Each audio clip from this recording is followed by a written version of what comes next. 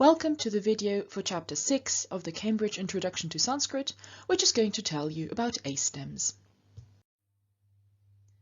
All the nominal forms whose stems end in the vowel short a are called short A stems.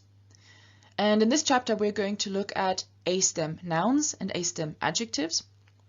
First of all, nouns. These can be masculine or neuter. All masculine A stems have the same endings. All neuter A stems have the same endings. That's why we look at them as unified groups. And because these make up the largest group of nouns in Sanskrit, we're looking at them first. So let's look at an example of an A stem noun. What we have here is a list of all the forms of the masculine A stem noun deva, meaning God. As you can see, these forms are listed according to the different numbers of a noun, singular, dual, and plural, referring to one, two, and many respectively.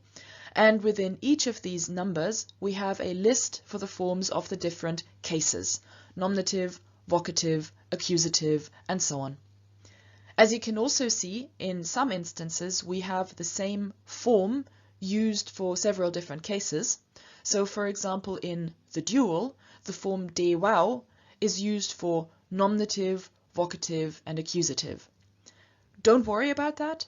Basically, what will happen is that whenever you see one of these forms in a sentence, it's the context of the sentence that will help you recognize whether a noun is used, for example, as the subject, therefore is nominative, as the object, therefore is accusative, and so on. Your main task in this chapter is to memorize this list of forms, to memorize the singular, dual, and plural forms of dewa. Many people find it helpful to do that by reciting this list of forms. So, for example, they would go dewach, dewa, dewam, dewena, dewaya, dewat, dewasya, dewe. And again, dewach, dewa, dewam, dewena, dewaya, dewat, dewasya, dewe. Once you find that you are sufficiently familiar with a set of forms, try listing it, try reciting it the other way around. So in this case, from bottom to top. Dewe, dewasya, dewat, dewaya, dewena, dewam, dewa, dewach. Then go on to the dual. I find it helpful to list the forms that occur repeatedly once for each case. So rather than saying dewau, dewabhyam, dewayoch, I would go dewau, dewau, dewau, dewabhyam, dewabhyam, dewabhyam, dewayoch, dewayoch. That way I know exactly which of the cases have which form. So I know that dewau is used for the first three, dewabhyam is used for fourth, fifth, and sixth, and so on. So again, dewau, dewau, dewau, dewabhyam, dewabhyam, dewabhyam, dewayoch, dewayoch. And again, once you're familiar with these forms, go from bottom to top. Then the plural. Dewach, dewach, dewan, dewaich, dewebyach, dewebyach, dewanam, deweshu. And again, from bottom to top. Once you're familiar with the singular, with the dual, and the plural, try and recite the entire paradigm from beginning to end, from end to beginning, and so on. If you don't find reciting that helpful, or if you find that you can only remember forms if you see them in a particular list, and you would like to see the forms in isolation, then go to the Brainscape website for this book. You can find the link to that in the other resources section of the book website at cambridge-sanskrit.org. There you will find flashcards for the individual forms, and therefore will be able to check your knowledge of these forms in isolation rather than in the context of a whole list. Once you're familiar with the forms of masculine A stem nouns, there's a little bit of extra work left, namely memorizing the forms of neuter A stem nouns. Fortunately, these are different from masculine A stem endings only in the first three cases, so only in nominative, vocative, and accusative. And furthermore, these forms will be identical in nominative and accusative within each number, so nominative, accusative, singular, always identical to each other. Nominative-accusative dual, always identical to each other, and so on. And furthermore, in the dual and plural, it's actually nominative and vocative and accusative, all three, that are always identical to each other. So for dual and plural, you will only have to memorize one extra form, one form additional to the forms that you've memorized for the masculine. So let's look at an example. The A-stem noun wana, meaning forest, is neuter, and so its singular forms are wanam, wana, wanam, and then it continues just like a masculine noun, so you have wanena, wanaya, wanat, wanasya, wane, and so on. So wanam, wana, wanam are the new forms, nominative, vocative, accusative. In the dual, you have the form wane for nominative, vocative, and accusative, and in the plural, you have the form wanani, again for nominative, vocative, and accusative. So now that we've looked at A-stem nouns, let's go on to A-stem adjectives. If you remember, all adjectives have forms for all three genders, for masculine, feminine, and neuter, so that they can be used together with and can agree with nouns in all of these three genders. The masculine and neuter forms of A-stem adjectives are identical to the masculine and neuter forms of A-stem nouns. So, for example, if I take the adjective priya, which means dear, then its masculine forms are identical to the forms of the masculine A-stem noun dewach. So, for example, a dear God would be priyach dewach. O dear God, priya dewa. A dear God in the accusative, priyam dewam, and so on. Same with the neuter noun. If I want to describe a forest that is dear to me, then I would in the nominative have priyam wanam, a dear forest. Priya wana in the vocative, oh dear forest.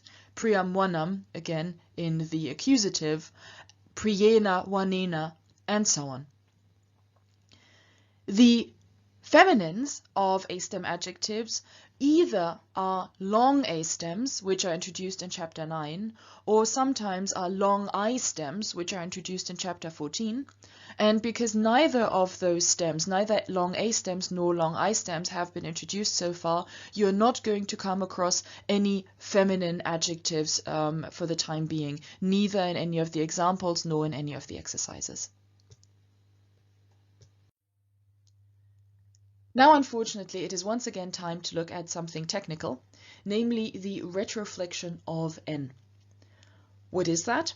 Well, sometimes an N, which is a dental sound, can appear as a retroflex N. For example, if you look at the bottom of the screen, in case of the noun wana, meaning forest, the instrumental singular is wanena, and the genitive plural is wananam. But of a noun such as mitra, meaning friend, the instrumental singular is mitrena, and the genitive plural is mitranam. So in one case we have ena and anam with dental ends, and in the other noun we have ena and anam with retroflex ends. The main practical thing that you need to know here is that these endings or these forms are only formally different, but they are functionally the same. So ena and ena may look different, but they both express instrumental singular. Anam and anam look or sound different, but again, they function in the same way. They both express genitive plural. So that's the main thing to know. These forms are slightly different in their appearance, but in their function, they're exactly the same. However, if you ever want to form your own Sanskrit words, you need to know a little bit more about this rule. So when does it happen? And basically the situation is the following. N is a sound that is fairly changeable, fairly malleable, changes its appearance fairly easily. And when you have a word in which the tongue is in a retroflected position, so, for example, after a retroflex sound such as sh, or a sound such as consonantal R or vocalic R, then this curled back tongue position will affect the dental N so that it itself becomes a retroflex N, becomes a curled back N. So to look at these specific conditions for this change, they are an N, a dental N, turns into a retroflex N after consonantal R, short or long vocalic R, and sh, so retroflex S, anywhere within the same word, unless the N is followed by a stop, or stands at the end of the word, or unless a dental, palatal, or retroflex stop, or S or esh, stand anywhere between the two. So in other words, if we have a sound such as consonantal or vocalic R, or sh, preceding an N in the same word, within one word, this N will also become retroflex, unless there are conditions which sort of counteract this potential change. One would be if the N is followed by a stop. So for example, if N is followed by another T, then this nt will stay as it is. So even though the tongue may still be in a curled back position, the N will remain as it is. Same if the N stands at the end of a word, because at the end of a word we never get retroflex sounds. So the N in that position also is safe. Something else that may prevent this change from N into retroflex N is if between this sound that leaves the tongue curled back and our N, we have a sound that forces the tongue to unfurl, to, not be retroflected, not to be furled back anymore, such as a dental, palatal, or retroflex stop, or a dental or a palatal S, because these either force the tongue to be in a different place to begin with. So for example, a dental or a palatal, the tongue has to be in a dental or palatal position. Or in the case of a retroflex stop, such as d, where the tongue begins in a retroflected, in a curled back position, but once it's been pronounced, the tongue, or in order to pronounce it, the tongue has to unfurl. At the end of saying d, your tongue has unfurled, has come closer to the front of your mouth. It is not retroflected anymore. So if you have any of those sounds at the end of which the tongue is not curled back anymore, then there's also no reason for the N to become curled back. These are the details for when N might become retroflected into N. It is helpful to know these if you ever find you want to write your own Sanskrit words, if you want to write Sanskrit texts and so on.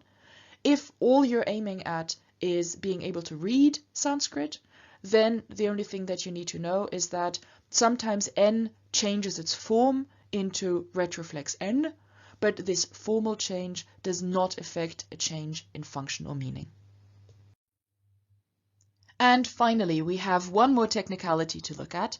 You will be pleased to hear that this is far more straightforward than the retroflexion of N, and this technicality concerns the little word iti. Now, in Sanskrit, iti expresses that a quote, a thought, or a statement is over. In English, iti can be rendered in different ways, and one of the main ways would be as closing quotation marks, because that's one of the main ways in English in which English indicates that a quote is now finished. So, for example, sa sukach iti wadati, sa, he, sukach, happy, iti, end quote, wadati, he, she, it says, needs to be translated as he is happy, closing quotation marks, she says, or as she says that he is happy. Whichever way we render this sasukach iti wadati, we need to know, or we need to remember, that iti is there to mark sasukach as a quote, or to mark that after sukach a quote is over. Iti can also mark one-word quotes, if you will. So, for example, kshatriyach arjunach iti. Kshatriyach means warrior, arjunach is a name, and then iti marks what precedes as a quote, or marks that a quote is now over. What this is a warrior called Arjuna in quotation marks. Or we might even omit the quotation marks in English just to say a warrior called Arjuna, and so the iti would here in English be rendered as called. So quite different, formally speaking, from the quotation marks that we had in the example above, but the point here is that no matter how we render it into English, iti in Sanskrit marks that something that precedes is a quotation or a thought of some kind. Note, however, that the beginning of such a quote or such a thought or such a statement is not indicated. So, for example, in Kshatriyach Arjunach iti, we have no way of telling that iti marks just Arjunach as a quote and not Kshatriyach Arjunach. And in the sentence that you see at the bottom, Janah Griham Vishati iti Vadanti, we also have no way of telling where the quotation that ends with Vishati, where that quotation begins. The only thing that can tell us that is the grammar of the sentence, because Janah is plural, the people, Griham means house, Vishati means he, she, or it enters, iti marks the end of a quotation, Vadanti, they say.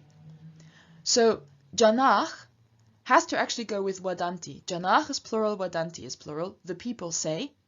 And what do the people say? Griham Vishati, he enters the house, he is entering the house.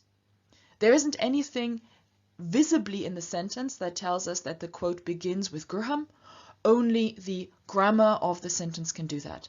So our instinct needs to be that, or needs to become that, whenever we see an iti marking the end of a quote, we then need to go back and find where that quote would have started. Could be just one word, could be several words, we don't know. We need to figure this out on the basis of the grammar of the sentence.